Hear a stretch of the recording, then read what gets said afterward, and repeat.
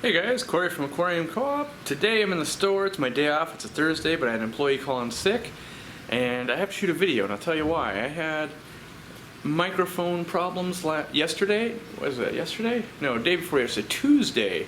The microphone, the $400 microphone I bought, it was losing connectivity, being wireless, and so more than half of what I shot on Tuesday to be, and in the fish room update video, has no audio at all. So either A, I can dub it over and it'll look terrible because it's like this. So it's me talking and there's no way I'm going to be able to match it up, so it's going to look bad. So I thought maybe I'll do some more stuff in store since I'm stuck here anyway, and just apologize to you guys for not getting a fish room update video out 2 weeks in a row. Normally I would be way ahead, and I am with a lot of videos, but that one is the hardest to do because it's hours of footage, right? And so ever since I went to Japan, basically, I've been behind on that, and with Lamont leaving and training new employees, stuff like that, I don't get as much time in the fish room as I want. And I've been doing some other videos too, I'm not gonna lie, I've been putting out review videos and stuff like that too, but, so I thought I'd show some things that I never get to show you guys, and that is like my 360-gallon display tank at the shop. I always say like, oh, I already have a tank full of guppies, so let me show you. So this is my 360-gallon custom tank. It's 6 feet left to right. You can see, there's lots of guppies in here. And then also, it's 2 feet tall, so from the bottom to the top, we're 2 feet. And on the side here, we're 4 feet. This is 4 feet to the back. And so, you can kind of see, and I've taken some guppies out of here recently, but there are pretty much guppies everywhere and babies everywhere. And so I also run a sump up above, so an above tank sump that's custom built and made, and I'll show you the behind the scenes too. Most people don't get to see this. But back here, I'm running it off of down here an FX6, and then we've got all my Phoenix lighting on timers here, and we've got air running into it, and we have a Herbie drain that drains it, and a backup drain there so it runs silent. I run bamboo up in the sump there. We've got the bio balls and the filter pad, and we also auto water change, so I've got a bulkhead there and then the fill line there. So every day in this tank we change 100 gallons of water, and that's basically a 33%, not quite, but it could be a little more than 33% too. But 100 gallons in this thing every day, so nitrates stay very low. And the tank, I had this tank built for my original Mabu puffer who passed away of a disease that there's no known cure. You basically kill the fish to get rid of it. Now I have this new Mabu puffer. He's about 6 inches or so. And so everyone's asking, doesn't he eat those guppies? No, they don't. Mabu puffers are very laid back when it comes to fish. If I starve him, let's say I don't feed him for 5 days, yeah, he's going to eat some guppies. He's starving. But otherwise, he likes to eat shelled things. So you can see there's all these clams and stuff like that. There's even like a nerite snail right there that looks like got eaten. I'm disappointed with this tank at the moment because it's just so unkempt. I got some guppy grass that got in here and it's kind of taken over. It's made it so that the guppies can reproduce, but I'm slowly working on cleaning this up a bit when I have time. But I'm going to feed this guy. Normally I feed him clams, but I thought, why not on video feed him some of the feeder crabs that we sell for other puffers. And so I'm just going to dump these in and hopefully he'll eat them on camera for us. So there he is. Oh yeah. That guy no longer lives.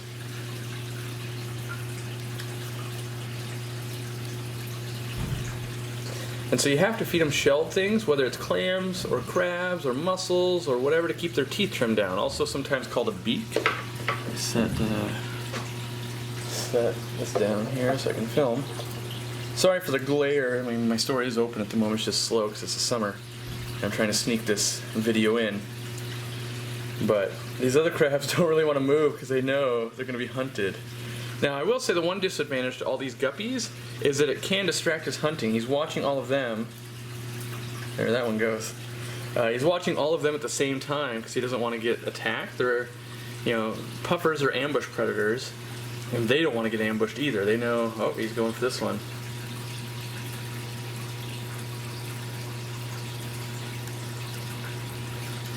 And while yes, some might say this is cruel, this is kind of what has to be done to keep their beaks trimmed down.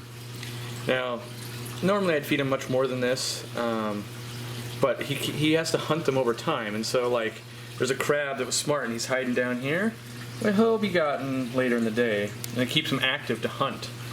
And so you can see all the guppies and things like that now swooping in, you know, because the great thing about guppies is they clean up after him. And so any little spare pieces, he'll eat. Now, I could probably grab some clams. Let's see if we can get him to eat some clams. I'm really low. You know, I've got, I think, 4 pounds of clams arriving tomorrow. Ooh, look at my luxurious freezer.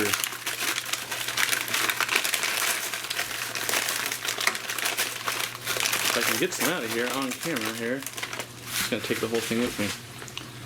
Pardon the mess here. Hand's freezing now. Ugh. So why is this so hard to do one-handed? Here we go. So, got some clams, not nearly enough, but let's throw them in there and you can watch them crunch those too. I don't know if you can hear that, but that's him just snapping through them.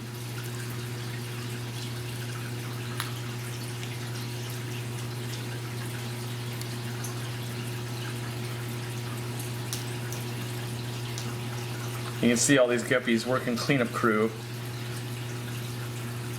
Every once in a while a guppy is eating on that clam and he gets eaten also. Usually that only happens when the puffers get bigger because their eyes are so far apart they have to look at something from the side and then go in and eat it, and if they get in the way. But you can just see, I mean, the guppy horde near him, like there's thousands of guppies. Well, I don't know if thousands, probably if you include all the fry, you know, because while there's all these over here, there's also like lots of fry over there and stuff too, so. But yeah, that's why when I say, you know, what's your favorite fish? It's guppies and it's my Maboo puffer. I love Maboo puffers. And they do get large, you know, this guy's gonna hit, well, they claim 3 feet. I think more like 28 to 30 inches is more of a real life scenario. And that's where this tank that I have for him, this 360 gallons custom built, is really like a bare minimum size, honestly. And if I am of the opinion, you know, if I ever feel like this is not big enough, I will totally upgrade him. You know, the big things online, they always say, you know, oh, well, you don't have enough filtration, you don't have enough blah, blah, blah. Well, most places don't do a 100-gallon water change automatically, no matter what. Even on Christmas, if I'm not here, 100 gallons will change in this tank. And we also recycle the water, so if you're thinking like, you probably don't need to recycle 100 gallons of water through here because it doesn't get that dirty. The plants are helping. Yeah, you're right. Nitrates don't get that high, but down here, we also, so the water actually comes down and splits between these two 60-gallon totes and essentially does like a 100% water change down there every day too. So we take relatively clean water, we flush it down here that's already relatively clean, and we recycle it because everything in here is healthy because it's, you know, my pet, and, you know, I've made sure it's healthy, and so I don't worry about the water down there. The water from here contaminating down there because nothing new ever goes into this tank. It's been this way for months now, months and months. But anyway, I guess I should show you some other things. But this is a tank that the light's always off, and I never get to show you guys. And so that's when I say, when you guys say, oh, you should do a, you know, a tank, the big tank, nothing but guppies. I have one of them already. And yeah, I just, you know, I like seeing guppies get huge, and you can't really see size here, but trust me, these guppies are big, and everyone always wants to buy them, and that's actually, you know, so if you guys are wondering, like, what's it like to own a fish store? It can be horrible because everyone always wants to buy what's on display, so they want to buy this guppy right here. Oh, I'll pay any amount of money. But they don't understand that to get in here and catch this in such a big tank takes a long time. Like, I could catch all of these probably. I could scoop them up, but then to sort them out and get the one you wanted. And meanwhile, they're going, that one right there. You see that one? That one? That one? They don't tell you a color or anything like that. They're just going, that one, that one, that one. So that's my problem with catching guppies and stuff out of here. So we'll take a scoop out every once in a while and sell them off in this sort of tank. But yeah. So let me think what else I wanted to talk about today. So now you've met my Maboo puffer. He doesn't really have a name yet. Lamont calls him Junior, but we don't officially have a name for him yet. You guys kind of say, like, sometimes you say, like, you need to sell more online. So knowing that I won't sell live fish, but let's say I was to sell some plants maybe in the future, but what dry goods would you actually buy from me? Because when I first opened the store, everything that was in the store, fish, plants, dry good, every single thing that was in the store was also online. And what I found is a lot of people just didn't order stuff, you know, so like probably the reality is, I would guess, that this bottle of Prime at $20 is more expensive than online. And so no one's going to buy that from me. And yet, unless I buy this in massive quantity, this is the price I have to sell it for. And I don't sell that much Prime, I sell a lot more Ultimate. You know, but if I bought this 100 bottles at a time, I could probably compete with Amazon. But, you know, I don't want to commit to something like that and then have it be where people still aren't ordering from me. And that's the problem with online is the massive buying power. I can compete with that kind of.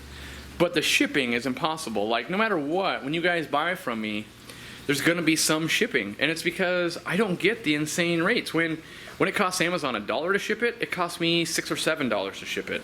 And I've looked into discounts. People are like, well, surely you can ship enough.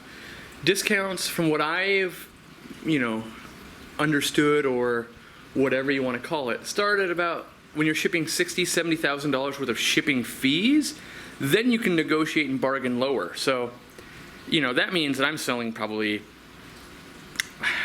$800,000, $1 million online every year. That just isn't going to happen, you know. Well, I'm not going to say it's never going to happen, but I'd have to be like a Ken's Fish or something like that to be getting those deals, so that's just unlikely. But if you do have items that you think I should be selling online or something like that, or, you know, I do realize, and I thank everyone who does buy from me, even though I'm a little more expensive and a little bit more weight.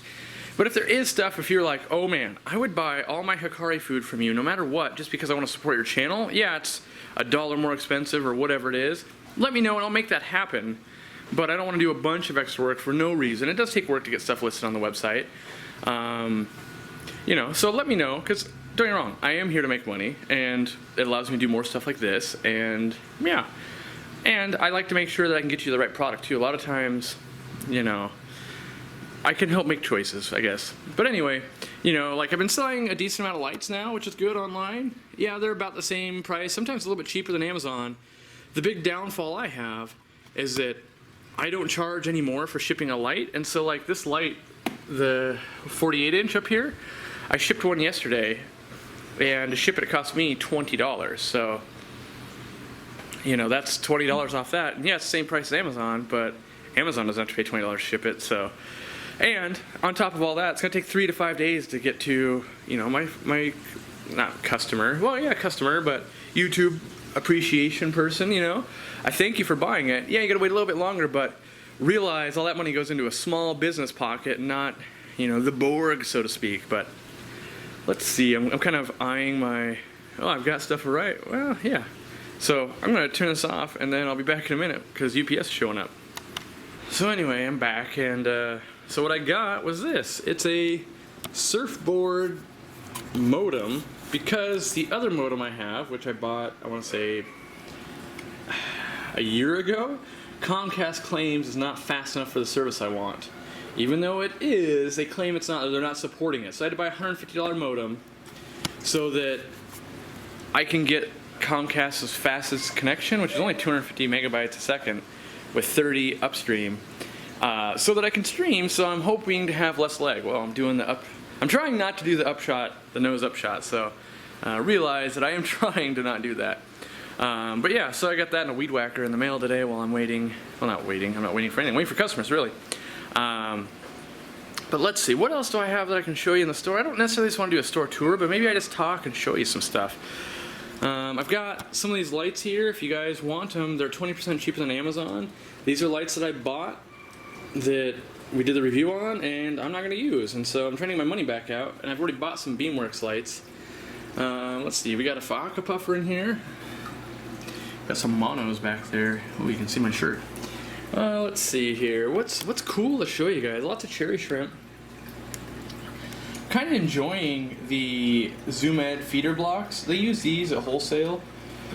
So when I say they don't feed fish at wholesale, if you're lucky, they're doing this, where they basically put a block of food in, a time-release food, into every tank when the shipment comes in. And so then I put that one block of food in for 500 cardinal tetras and call it good, which obviously it's not. But, well, let's see. I've got Norman Lampi Achilles, and there might be some blue velvet shrimp. I should order some more because I can't see any right for now. I can see one, two. Orange shrimp, guppy grass. What do I have in here? I have Scarlet Batis. So yeah, Scarlet Batis. There's also, I think, a zebra pleco in here if you guys want to see that. It's probably, where is he hanging out at? Oh, there's some red lizard catfish. See in the tube here? There he is. There's a zebra pleco. Just waiting to find a home. What else do we have? We got some Goldie plecos in here. If I can zoom in on them, but let's see. Plants are super low. Yeah, well, in my opinion, plants are super low. Got more plants coming this weekend, obviously.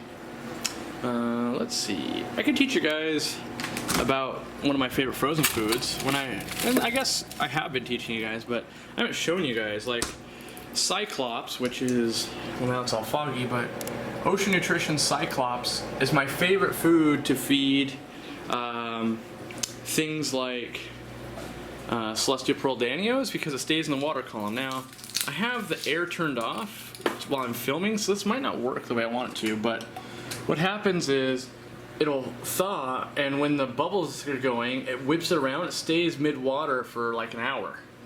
And that's the important part. So I'm gonna let that thaw here while I put this away, because that doesn't show for much. But we'll let that thaw. We'll look at some bettas here in the store. So we've got like a double tail, half moon, kind of the cellophane color. We've got a koi betta there. Another koi betta that's mostly red. This one's mostly red also. This guy is mostly a white base. That guy's kind of cool. Oh, looks. Oh no, that one's just up top there. A few more bettas. I don't like the way that guy's sitting. Okay, he's fine.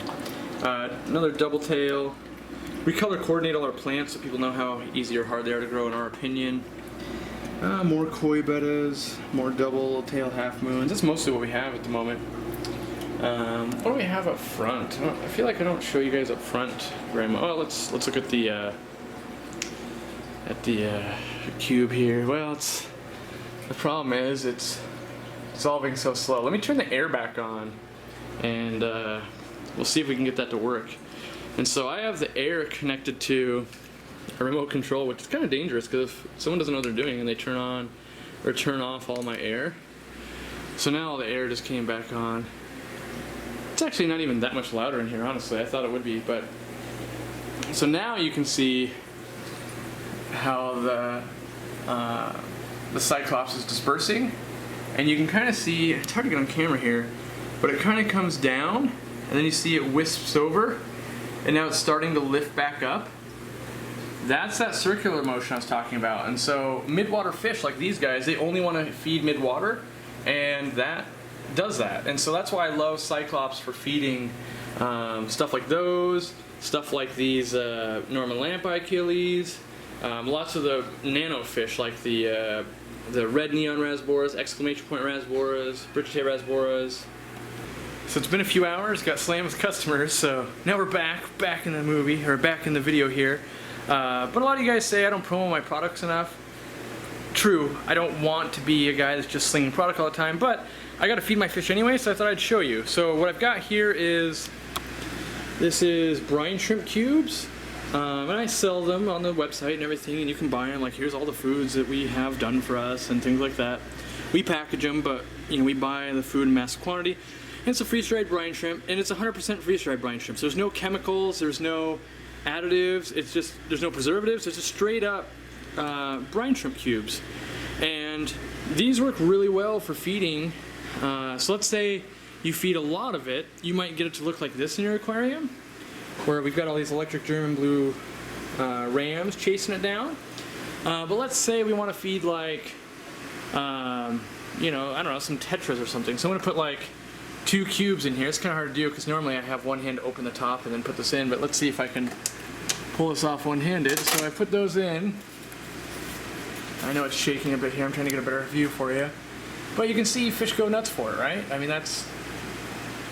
they would do that for flake too, but this is a higher quality food. And, you know, they're going to do that. Let's try, you know, let's try it with these, the mollies over here. True freshwater mollies, by the way. Boom, the water is bubbly because there's some meds in the water there. But yeah, you can see, oh, what do you know, mollies love it too. And this is just, I like this food because there is nothing else in it. It's just straight up, it's brine shrimp. You know, that's all it is. I got 1 cube left in my hand here. You know, but straight up brine shrimp. And I don't have to worry about, oh, is it fouling my water, blah, blah, blah. It's just, you know, good quality. And also brine shrimp works as a laxative. So if you're trying to grow fish and you feed them multiple times a day, it's good to feed the brine in between your other fattier feedings, so that they can, you know, get their digestion system working and moving. Let's see, what else? What else did I feed? I fed these guys down here. They're kind of looking fat, but yeah, I mean that's just, you know, one of the products that you know, that's an extreme nose shot there. That's just one of the products that, you know, we use a lot of. It's gonna look weird, but I have to pick up my towel I dropped. Yeah, so what else do I want to show off or talk about today? Still doing koi season here, you know. Still got lots of rock, you know, so this is another, I guess I'll plug this. I'm going to show you guys how to use some of like this Dragon Oku stone to really set up a nice shrimp tank and breed them for profit.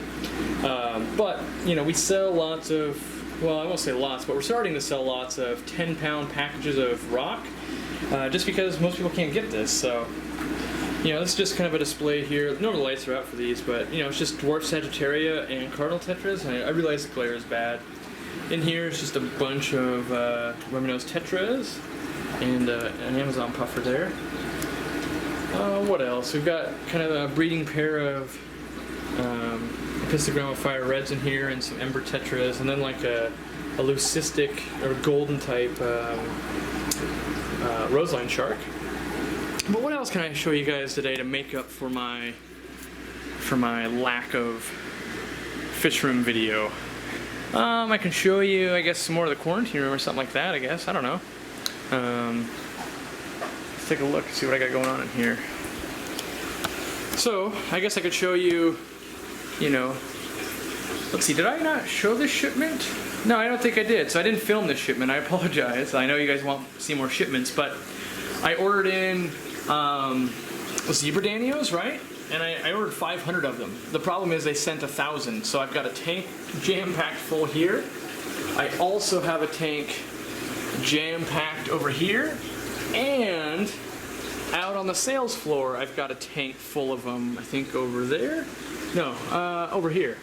So, you know, 1,000 zebra danios, like that's gonna take a while to sell through. That was not my favorite time, but, you know, so there's that. What else do I got in the quarantine room here? Got cardinal tetras, ember tetras. These guys, some redhead tapajos. Those are for one of my employees that wanted to order them in. What do we got going here? One of my employees was catching fish, it's still wet, took the sponge filter out to catch fish and didn't hook it back up. So I'm gonna go ahead and remedy that problem right now. Luckily we still had air going in the tank. Let me get that back on. Good. Got some locally bred black mollies in here. They had to go through quarantine. They're just chilling with the fiddler crabs we use for feeders, as you saw. We've got more guppies here. What else do I have? I feel like I don't really have anything that cool. Lots of, well, not lots, but like 50 Rummy-nosed tetras, some Serpe tetras. We've got silver-tip tetras. I can show you here part of a shipment that came in this week that was just a disaster. I need to pull them actually. These are all Amica Splendens. They did not come in well at all. Like they just came in super bad, so I gotta pull all those. What else? We've got orange hatchet danios. Those are kind of neat. Yeah, not a whole lot more. I can show you. So I put, even on these tanks, I've got Phoenix lights everywhere. This is kind of a cool thing. I don't know if I've ever shown this on camera to you guys. I don't have one in my fish room, but I have one at home here. This is a reel for my water change hose. And so we can just pull this out and it'll click into place and it just holds it there. And then you can lock it down right here. And then when you're done, you just kind of give it a tug and then it'll reel it back up. You know, so it's kind of nice if you're always bringing a hose in and out. And we're doing that all the time, obviously, because we're a fish store. And it reels up real quick. What else do I have? I got a dehumidifier sitting up here that I'm not currently running because it's really hot already. These are kind of some mishmash quarantine tanks, like when stuff just gets dropped off all the time, like here, take 2 neon tetras, here, take this. And we kind of just run meds in these tanks all the time because there's so much stuff hitting them, like there's some silver dollars. Let's see. I don't know if there's much more cool to check out. I mean, there probably is. Like, I could do a fish store tour, I suppose. Maybe I'll do that real quick. Oh, I could show you a day in the life of fish store owner. In the summer, a lot of times white clouds get too hot, and this is a middle row, it's not even my top row, but a couple of the white clouds kind of have, it's not, I've got ICMEDs in there, it's not curing it, it's something else, and it seems to happen to me every year. Only they get sick when it's hot out. And so I've got a tank shut down here, and I always shut the light off because we're not going to sell out of it until I fix this problem. And everything else in here is fine. It's only the white clouds that have a problem. What else? So I typically have more illness when it's hot than when it's cold. So like down here, this always happens. Like clown loaches, they come in sick every single time. I don't care who you are, what you are, but clown loaches always come in with ick. That's why they're expensive at some stores and most stores, and they always come in sick every time. So even when fish come in, if they were to land in your local store that day and they look fine, no, they're gonna get ick. That's just what they do. They get ick. Let's see here. My other sick tank, let's show off my battle wounds here. I brought in some high fin and plume-tail platies. Now, a couple of them made it through quarantine with 2 spots of ick. Well, a day later, the ick broke out in here, and you can see there's just a couple of spots left on some of these. So lights out, still treating them as well, But this is what I can tell you guys is, like this wall right here is 42 tanks, and I've got, let's say there's 100 or more tanks in the store here, and there's all those tanks at home. Out of all of these fish, there's those 3 sick tanks, and there's 1 more tank of dead fish in there that I showed you. So, if we round that off to between here and home, let's just round it off to 150 tanks.